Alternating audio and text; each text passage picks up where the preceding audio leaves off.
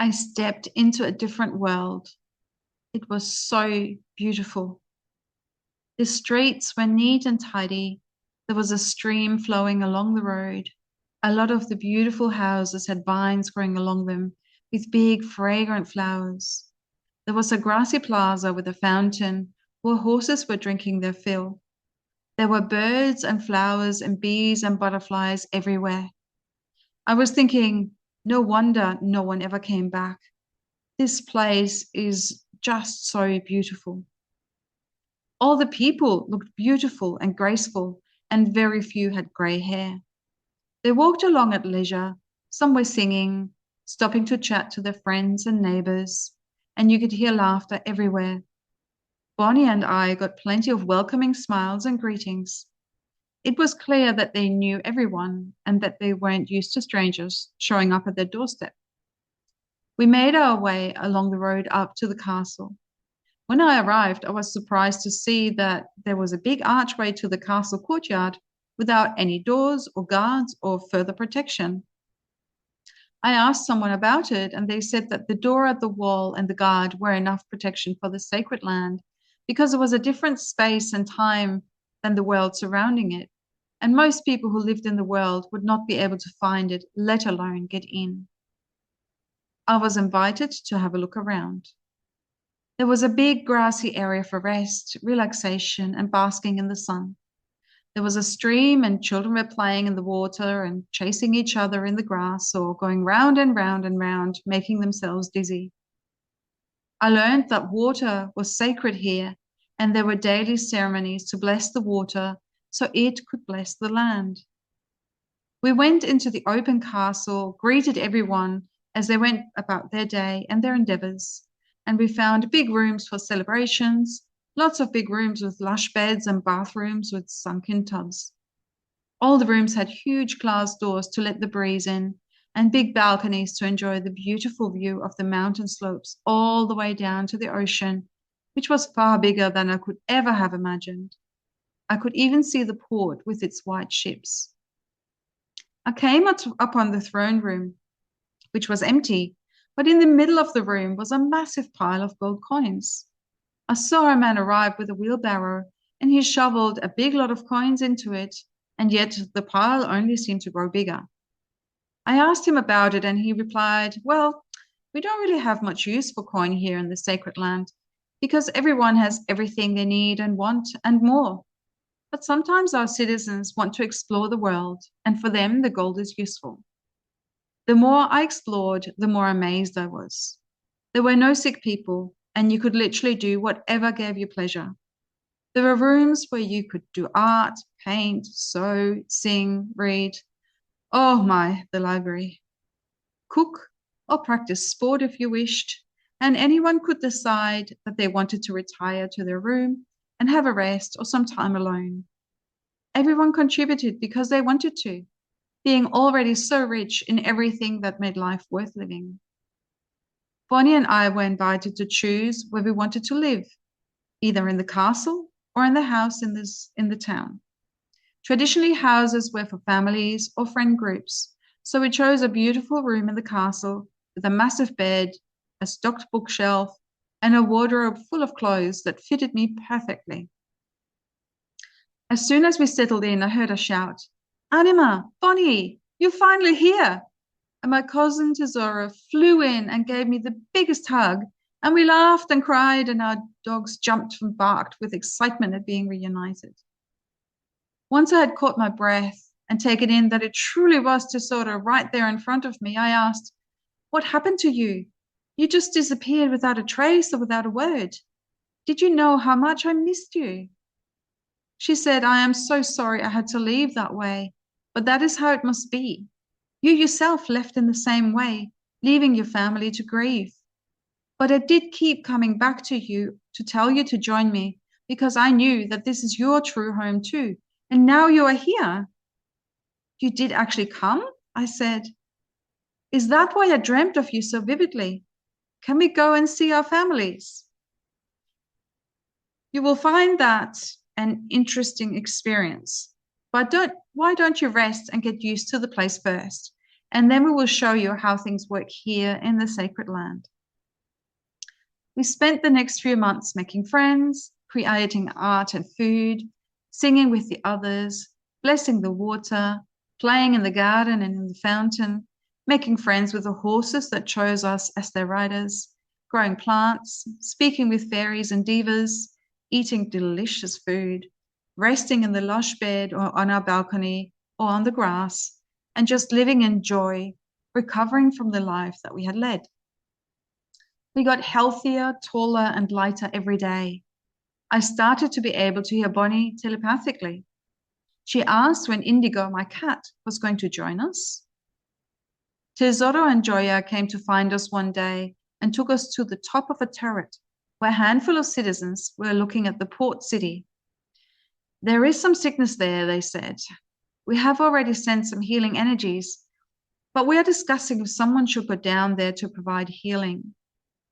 I could see the flow of energy emanating from them down to the area that looked dark below. It would be really helpful if someone like you, who has lived in the world, could go there to dispense healing. You know how the world works, and you can navigate it more easily than those of us who are native to the sacred land. You need to know that by now, your energy frequency is so high that only very few people will be able to see you, and then only if you wish them to. This was news to me. We would essentially walk the street like ghosts. The citizens laughed. Yes, guess where ghost stories come from? Do you not remember seeing bright lights out of the corners of your eye and having vivid dreams about places you had never seen? Tesoro sparkled at me. That is how I encouraged you to come and to find me in this beautiful place. Suddenly, a whole lot of things made sense. So we would walk around amongst the people like ghosts and dispense healing. Yes, Tesoro replied. Do you want to come, Anima? Of course I do. This feels so right.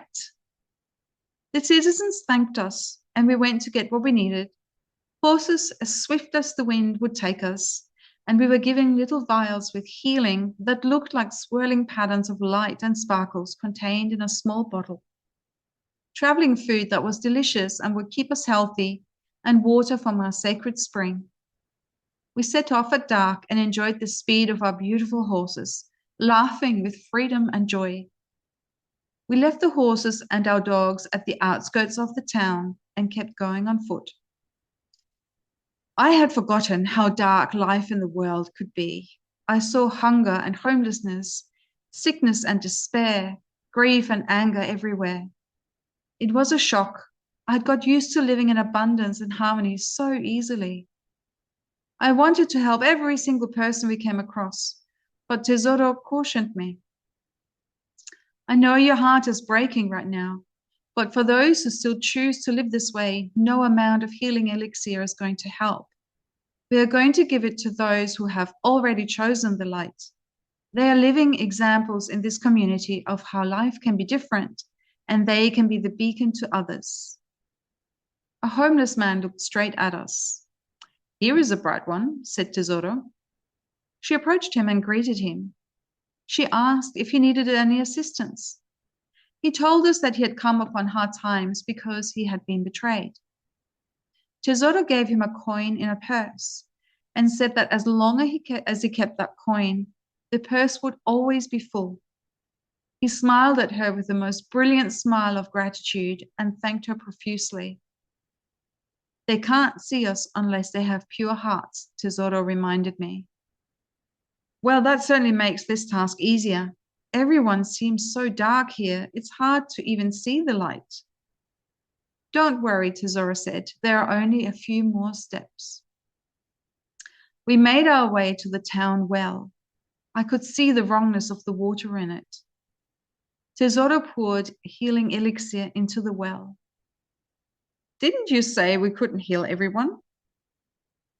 Tesoro replied, if the water is sick, the land and the people will also be sick. So this is the most direct way we can deliver the healing. It is not called healing waters for no good reason. She emptied the vial into the well, and immediately the water started shimmering and glistening, and the wrongness was gone. Do people really choose suffering? I asked. You would be surprised. Some choose it because they gain something else, care, affection, or to prove a point. Some have simply forgotten that there is another choice. Some feel that they dishonor their ancestors' memory if they don't suffer as much as the ancestors did. Some are scared of their own light. Some don't want to let go of what no longer serves them because they don't trust their ability to live without, and they are scared of the unknown. Will the inhabitants be cured if they drink the water? I asked. The healing is in the well, and everyone will drink from it. Only those who are ready to receive the healing will experience it, and it will be gentle because of the dilution. Their systems can't handle too much all at once. We respect everyone's right to choose for themselves at all times. It was dawn now, and we watched the people coming to draw the water. We could see the change in some of them as they drank, and some of them stayed exactly the same. It was like the healing light was extinguished the moment they drank the water. Do they even know that there was a sickness? Some of them suspect, but most of them never question it because most people are affected, so it seems normal. The bright ones are often envied and feared because they live longer and are healthy, and sometimes, if the sickness hits hard, they are run out of town or worse because they remain unaffected. Thankfully, we arrived here in time before it got that far. We made our way to a bright one, the town healer Cicina. She welcomed us in and offered us shelter and food. We declined and offered her some of ours instead, as well as some of our well water. I found out that Tesoro was a regular visitor. We have healed the well water, so the sickness should abate now. We have come to give you this healing vial, as I'm sure your last vial has run out by now. Oh, thank you. It is so good to see you. I do miss the sacred land, Cicina answered. You are from the sacred land, but you live here? I was astonished. Why would anyone want to leave the sacred land permanently?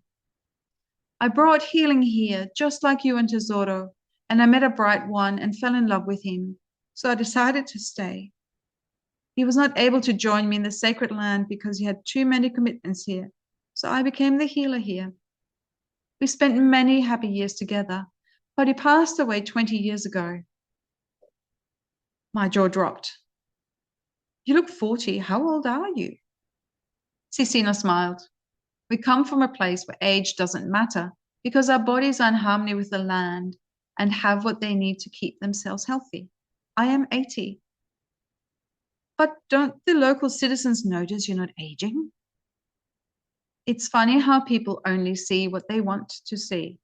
Do you remember your parents not seeing the road where you grew up? Yes, that's exactly what it was like. Well, it's much the same here. It's like they forget to question why I don't age like they do. Being the healer, I have some license to be different.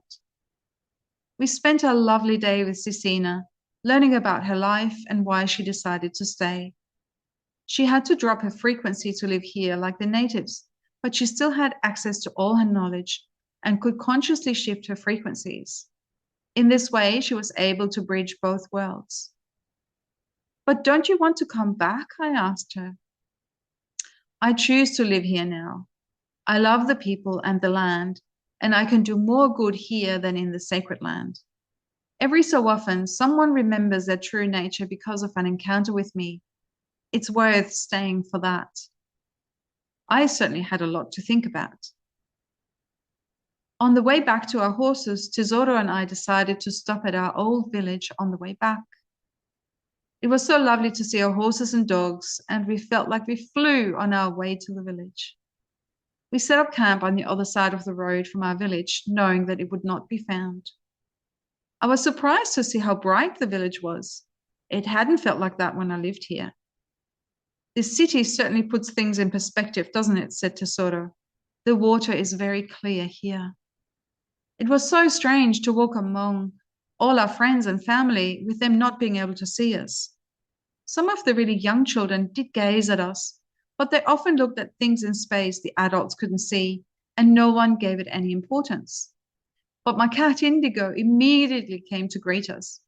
I had missed her, and she wanted to come with us. Animals are so much more perceptive than humans, aren't they? My family and Tesoros were well, and we whispered to them in their dreams so they knew that we were happy and well. We added a bit of healing elixir to the herbs the villagers used and left some small gifts for them to find.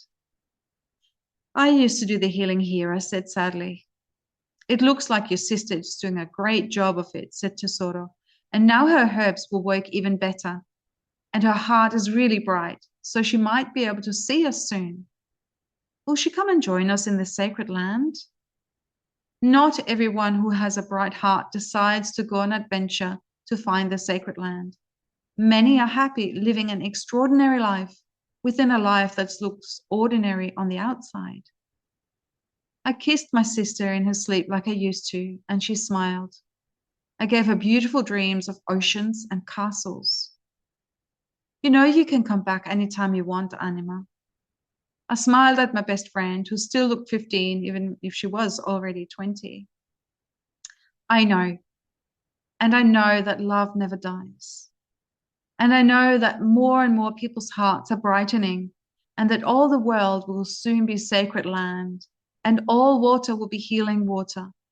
And in the meanwhile, I want to go on adventures with you and sing and dance and live in joy and abundance in the sacred land.